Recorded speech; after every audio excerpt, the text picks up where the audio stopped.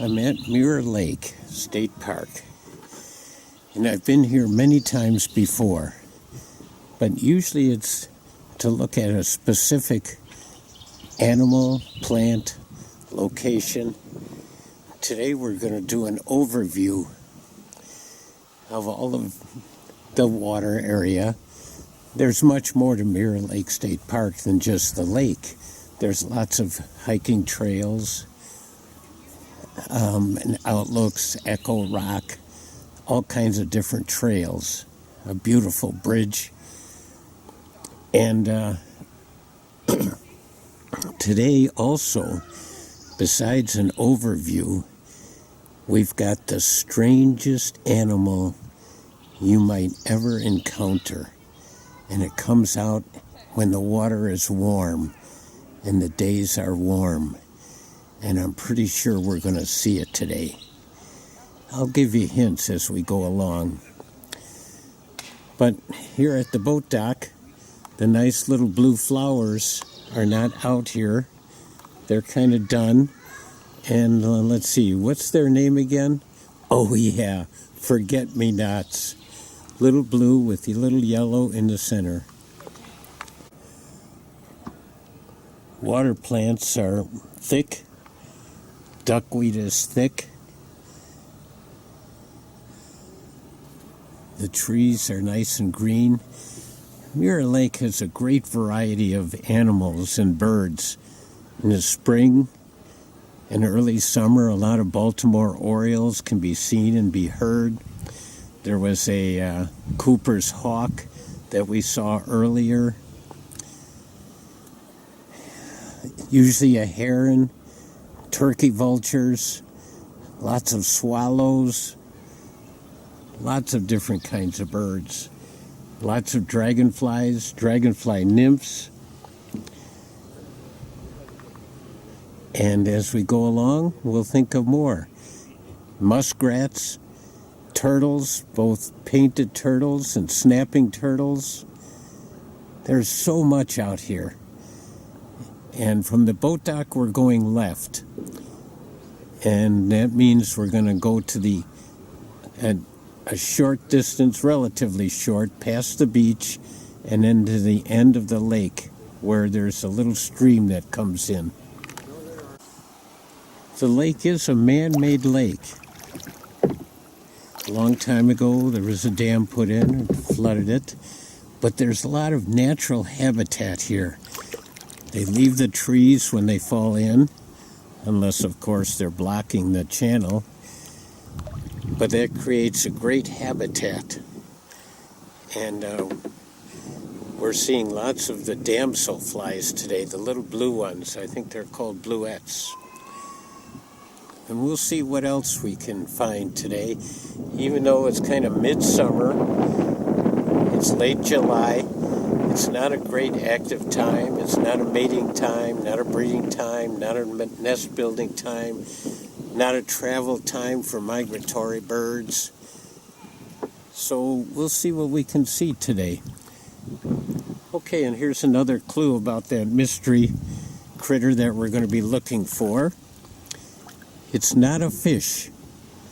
There's lots of cool fish here, but the mystery one today that we're looking for is not a fish. Just traveling along the shore between the boat dock and the beach.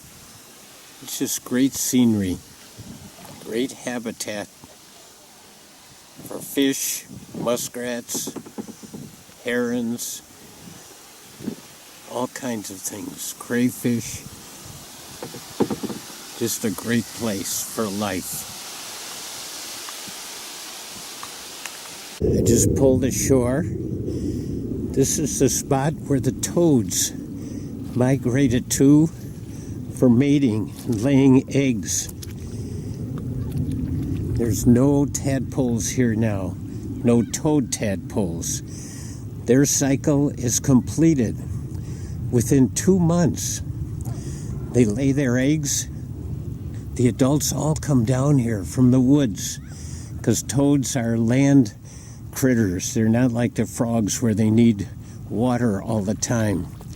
They go up into the woods And in mid-May, this year it was like the 18th or 19th, I think, they come down here, they mate, they lay eggs. Within a week or so, they hatch. And then the baby tadpoles, by the 4th of July, start turning into baby toads. Just tiny, about the size of your little your little fingernail.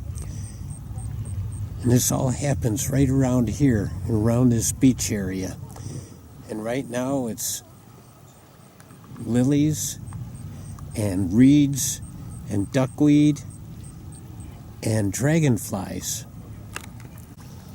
We're going to take a look underneath some of these lily pads, see what might be underneath them.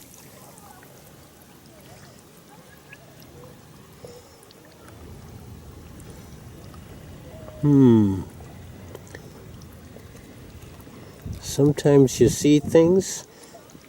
There's some snail eggs. This little jelly-like stuff here. And I don't know what that is. Always interesting to see new stuff. Let's try another one here.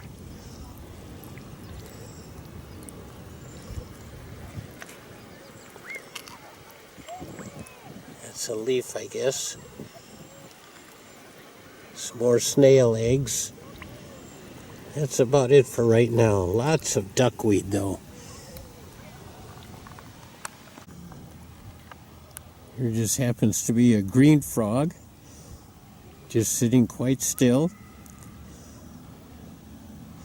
They're the ones that go, "Lunk, lunk, lunk." At least that's when they want to attract a mate or want to communicate something. This guy looks like he's just resting.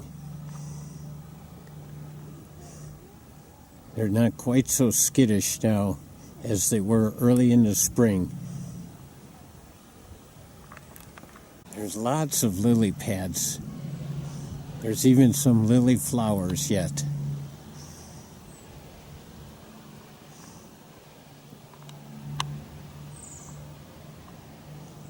And sometimes this is a great place for critters, fish, frogs, bugs to hide under the lily pads on these really hot days just to get some shade.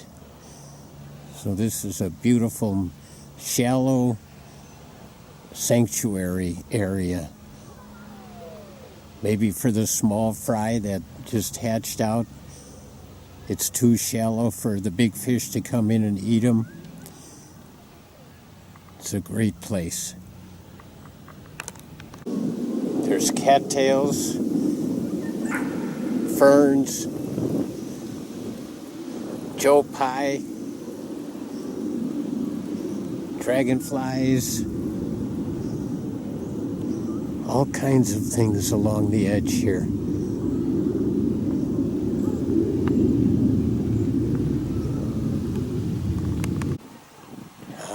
Clue. A white feather. It's about 6 inches long, kind of wide and fine. Interesting feather.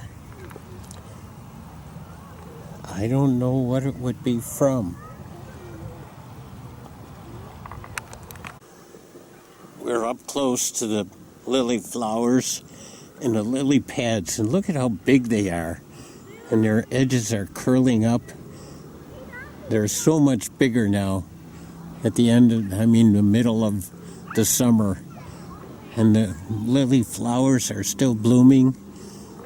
And there are some birds flying around. They don't look like swallows. They look like maybe flycatchers. They're still catching bugs. The damselflies are aplenty out here. And today is a very peaceful day. Okay, it's time for another clue.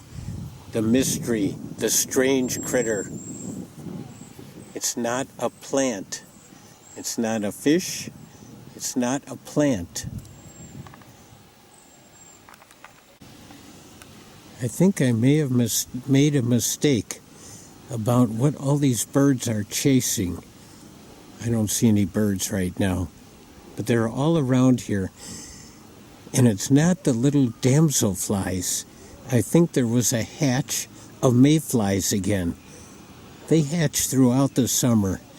And when they do, it's kind of like a feeding frenzy for birds.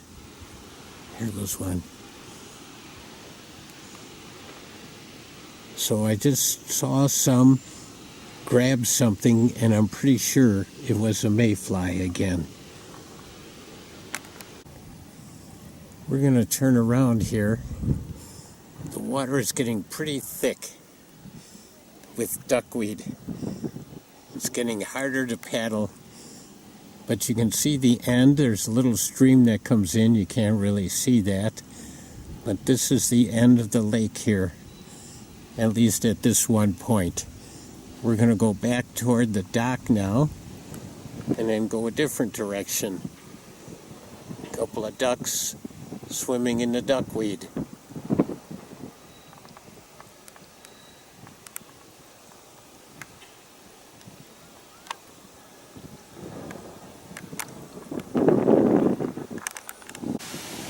Butterfly hanging on to something in the water. Oh,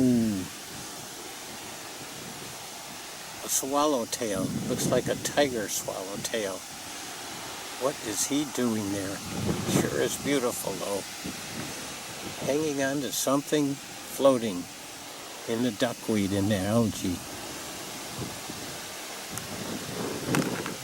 Some turtles, almost camouflaged because of the duckweed when they come up out of the water.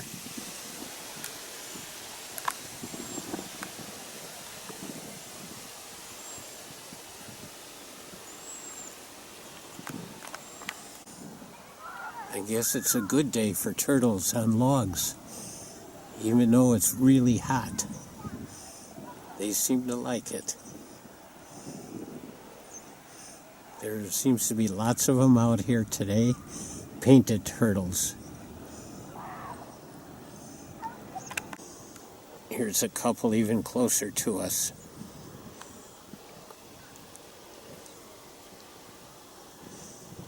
Kids love seeing turtles. Oh, I guess I do too. Here's a little family of ducks.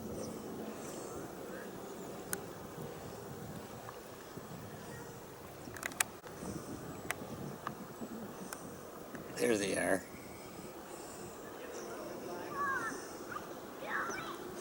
Mama? Babies? Let's see, are they eating duckweed? Maybe they are.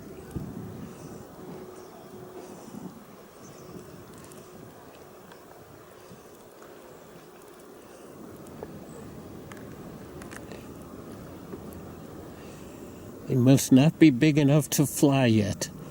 Otherwise, I think they would have flown away from us.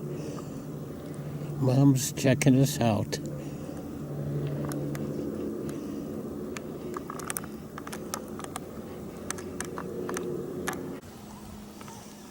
As long as we're here, I'll give you another clue. Our mystery thing is not a duck. It's not a bird. It is an animal, a strange animal, one you've never heard of. I am heading up the channel that goes straight out from the boat ramp. As I said, there are three directions. We went left, now we're going straight, and then we're not going to go all the way on this one. This trail goes all the way to Highway 23, and as it gets close to 23, it's a beautiful marshy area.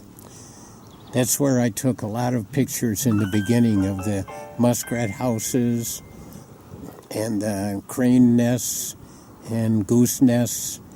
That's a great habitat up there. We're going to go as far as Ferndale Gorge up this channel. This area is usually out of the wind and quiet and cooler. And see the bluffs here? These bluffs along here are nesting areas for the turkey vultures. Once before we saw an area that was nesting for turkey vultures at Abelman Gorge. They like the cliffs and the hollows and the ledges. One time I had the opportunity to explore one of the little caves, and there was a family of baby turkey vultures. And mom and dad and the babies were not happy to see me. Whoa. The only thing better than looking at bluffs is looking at bluffs from the water. This is awesome here. This is amazing. And these were formed at the same time the Wisconsin Dells were formed, like 14,000 years ago, when Glacial Lake, Wisconsin breached its ice dam and came rushing down through the valleys here and carved these out within a matter of days because they're all sandstone and easily eroded. This is one of the more dynamic examples of recycling. An old tree stump and then new trees growing within it here. This is just great.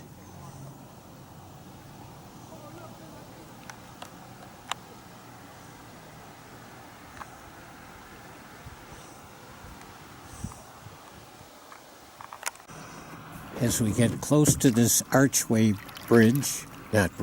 tree, we know we're getting close to Ferndale Gorge. We're still amongst the bluffs and the shade and the coolness. We're getting close to Ferndale Gorge. Oop, I just saw a turkey vulture, but he's gone already. This is Pulpit Rock up there, and this is Ferndale Gorge. Rumor has it that one of the presidents a long time ago gave a speech from this rock. Wouldn't that be great? To be out here in a canoe and listen to a speech? Oh, maybe it wouldn't be so great.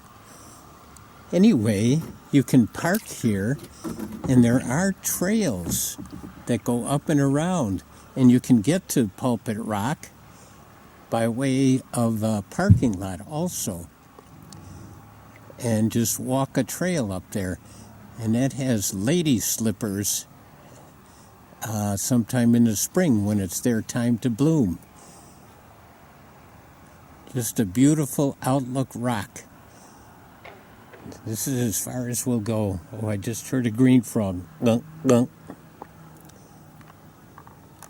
Also, I call this the jungle fish swimming hole, because if you park here and you work your way over the logs, you can swim across, and then there's a natural springing log under the water over here that you can stand on and bounce on and jump off of once you find it. We're heading back toward the boat dock, and then we're going to turn left to go the third way. And I'll give you one more clue. The strangest animal does not have fins or legs, lives in the water, and is sessile. That means once it finds a spot, it stays there. We're out from the boat dock,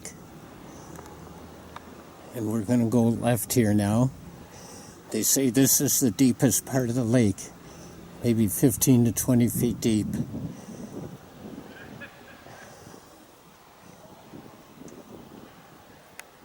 Let's see if I can think of another clue. This animal, it is an animal, and it's rather fragile, and sometimes it can be a nuisance.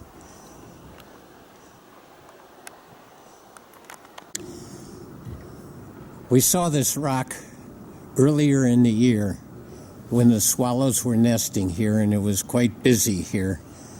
So it's just another time of the year. Look at the same rock. See what it's like in late July. It's still beautiful, it's just not as busy. And there has been some storms, and so there's some branches in the water. Makes it a little tougher to get in close. But still just a beautiful spot. Just a reminder about liverworts. Grows in moist places, unpolluted areas. And also just these trees growing right out of the rocks. It's just amazing.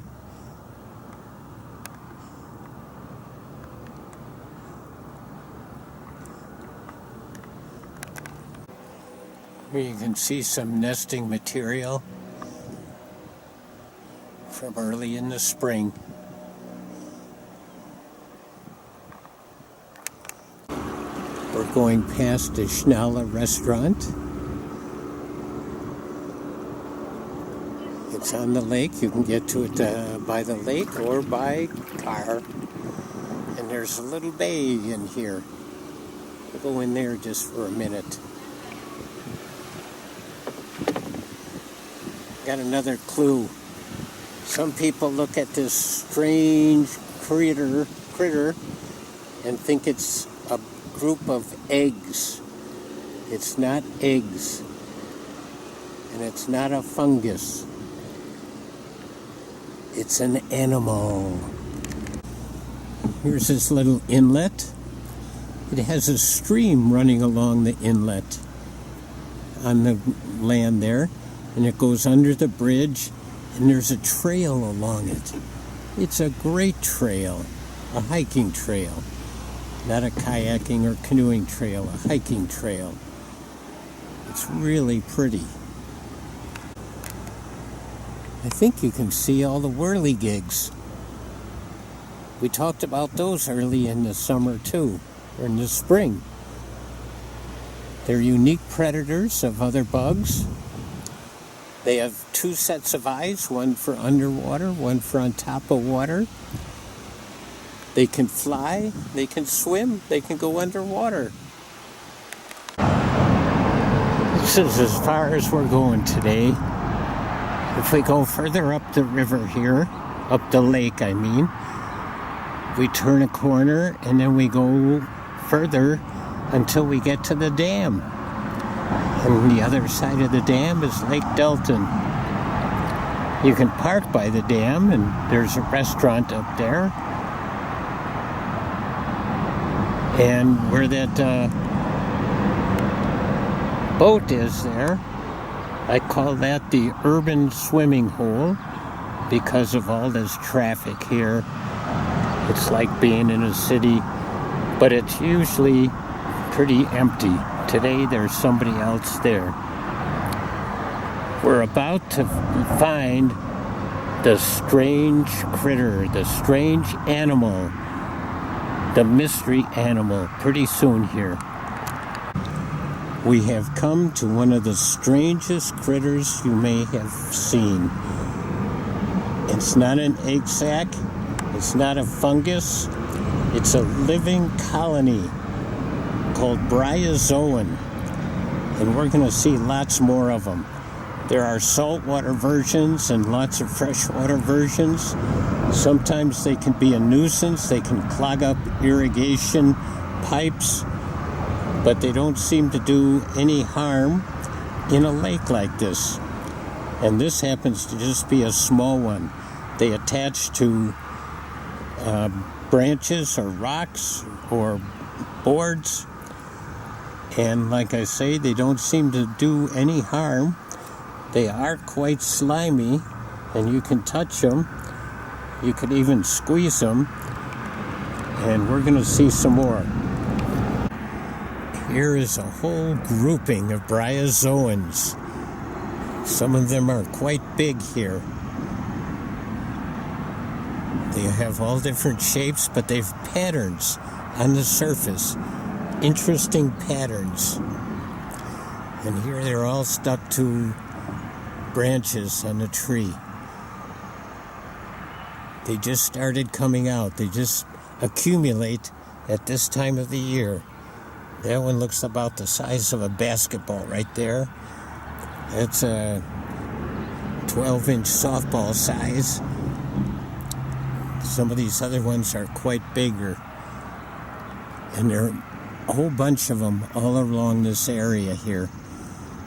I have seen them at Castle Rock Lake, but I have not seen them at Dutch Hollow or Devil's Lake or White Mound. Here's another big one here, about the size of a basketball. All these microscopic animals go together to form that colony. Bryozoan.